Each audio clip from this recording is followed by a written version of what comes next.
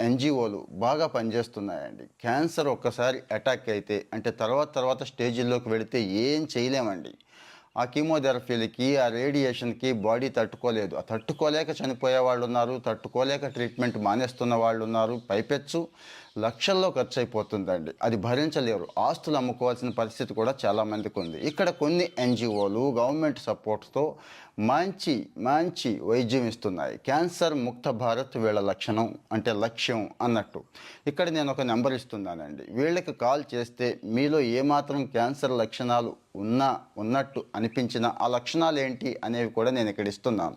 ఇలాంటి లక్షణాలు కనపడినప్పుడు వాళ్ళకి వెంటనే కాల్ చేయండి. అపాయింట్మెంట్ ఇస్తారు. వెళ్ళి టెస్ట్ చేయించుకోండి.